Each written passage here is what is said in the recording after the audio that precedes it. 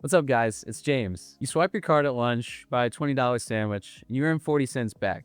Cash back, baby. But have you ever stopped to think about how cash back actually works? Like, where does that money come from? Why can credit card companies afford to just hand you cash for spending? And how do you pick the right card to maximize what you earn? That's what we're going to get into today. We'll cover the basics first, what cashback is, how it compares to points and miles, and the mechanics behind how issuers can afford to pay you back at all. Then we'll get into the different cashback structures you'll see when comparing cards. Flat rate, tiered, rotating, hybrid, along with the pros and cons of each. And we'll wrap with what you can look for when picking a rewards card for your business. Let's get into it. Cashback is a credit card reward structure that returns a percentage of every purchase to you as actual cash. If your card earns 2% cash back and you spend $1,000, then you get $20 back. Simple as that. It's what makes cashback different from points or miles. Points and miles are abstractions. Their value changes depending on how and where you redeem them. A point might be worth 1 cent when you redeem it for a statement credit, which is a reimbursement on your statement, but 4 cents when you transfer it to an airline to book a flight. That variability can be great if it makes sense for your spending, but it's a headache if you just want predictable returns. Cashback has a fixed value. $1 of cashback is $1. You can redeem it as a statement credit, a direct deposit, a check, sometimes even a gift card, but the math is always the same. A quick history of cashback. It wasn't always the default. The first major credit card rewards program was launched by Diners Club in the mid-1980s using a points model. Discover then came in 1986 and introduced the first cashback card to differentiate itself as a new player in the credit card industry. 40 years later, cashback has become the most popular reward structure for business owners, mostly because of Discover's original ingenuity. Now, you might be wondering, if credit card companies are giving cashback on every swipe, how do they actually make any money? Where does that cash come from? Fair question. And the answer comes down to a fee most people have never even heard of, the interchange fee. Here's how it works.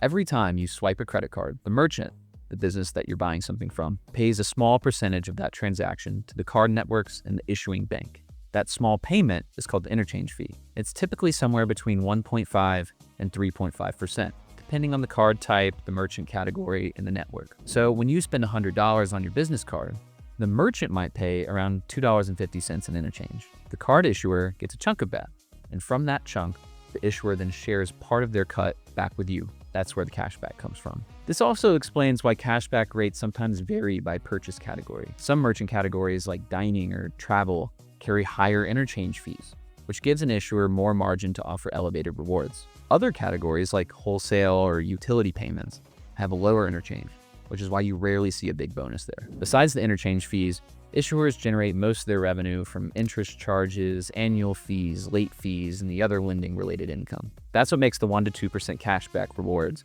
economically sustainable for a card provider. Okay, so now you know how cashback is funded. Let's talk about the 4 main structures you'll run into when comparing cards. The first is flat rate cashback. Flat rate cards earn the same percentage on every purchase no matter the category. Buy office supplies, get 2%. Buy a flight, get 2%. Buy lunch, get 2%. The Slash Visa Platinum card is a flat rate card, up to 2% on every transaction with no caps. Flat rate is usually the best for businesses with high volume or diverse spending habits. The second is tiered category cashback. Tiered cards offer rewards in specific categories, say 3% on dining, 2% on gas, 1% on everything else. The categories are set by the issuer, and they usually stay consistent year to year. Cards like the Chase Freedom Flex or the American Express Blue Cash Everyday work this way. The downside is that tiered cards often cap how much you can earn at the higher rate. So you might earn 3% on dining, but only on the first $6,000 of dining spend that year. After that, it drops to the base rate. The third is rotating category cashback. Rotating cards change their bonus categories every quarter. One quarter it's grocery stores, the next quarter it's gas, after that it's restaurants. Citi Custom Cash and Bank of America Customized Cash Rewards are 2 examples. The catch is that you usually have to manually activate the categories each quarter, and the bonus earnings are capped. If you forget to activate, you earn the base rate. If your spending doesn't match the active category, same thing. The fourth and final we'll talk about are hybrid reward structures. Hybrid setups combine multiple cards from the same issuer to optimize across spending. The classic example is pairing a Chase Freedom Unlimited with a Chase Sapphire Preferred. You earn cash back on one and transfer it as points to the other for redemption flexibility. Hybrid is powerful if you're willing to manage multiple cards, multiple annual fees, and actively optimize. It's not for everyone. So cashback is great, but is it always the right choice? Here's where cashback wins. It's predictable. You always know exactly what you're earning. It's flexible. You can redeem it however you want, whenever you want. Usually there are no blackout dates, no award availability problems, no devaluations from issuers changing their points programs, and the best cashback cards require no annual fee. while still offering competitive rates. Here's where cashback is less ideal though. If your business does a lot of travel and you're willing to put in the work to optimize redemptions, points and miles can deliver higher per value dollar spent. A point transferred to an airline partner and redeemed for a business class flight can be worth 4 or 5 cents, much more than the 1 or 2 you'd get from cashback on the same purchase. Cashback cards also don't typically include premium travel perks like lounge access, airline status, or transfer partners. So here's the rule of thumb. If you travel heavily and you can deal with optimizing, look at points and miles. But if you want consistent, predictable returns on all your business spending without any overhead, cashback is usually the better fit. There are a lot of card reward programs out there, and each one might put a slight spin on the base model. A lot of it comes down to marketing speak and network partnerships, but there are some overarching structures that work better in some scenarios than others. When you're comparing which card is right for your business, here's some things to consider.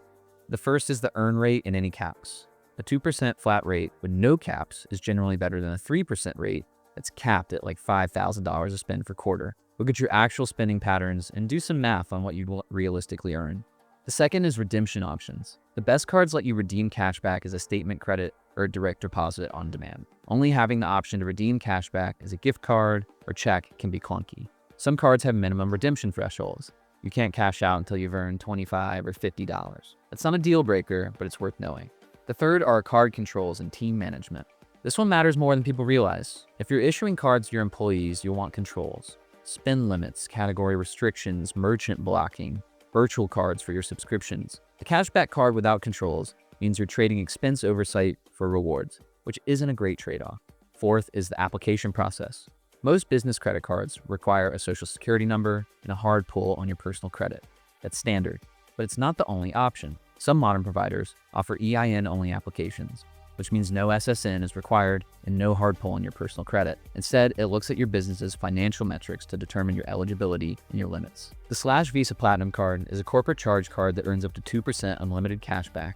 Flat rate, no caps, no rotating categories to keep track of. Here's a few things that make it a little different from a typical business credit card. For one, it's a charge card, not a revolving credit card, which means balances settle on a regular billing cycle instead of carrying forward and accruing interest. It comes with built-in spend controls. You can issue unlimited virtual cards, set limits by category, amount, merchant type, and then group cards by your team or department to apply rules at scale. So if your marketing team has a $10,000 monthly ad budget, you can enforce that at the card level instead of chasing receipts down at the end of the month. The application is EIN only. No social security number, no hard pull on your personal credit. And it plugs into the rest of the / platform. Business banking, accounting software, native stablecoin support, working capital financing, and treasury accounts. Over 5,000 businesses are already using / for this exact setup. Thanks for watching. If you want to try the / card, the link is in the description. You can apply in just a few minutes and get set up today. And if you found this helpful, hit like and subscribe. We publish guides like this every week about running a smarter, more modern business. To see more of my content, read our blog at slash.com/blog, where I've written over 100 articles to help business owners better manage their money. See you in the next one.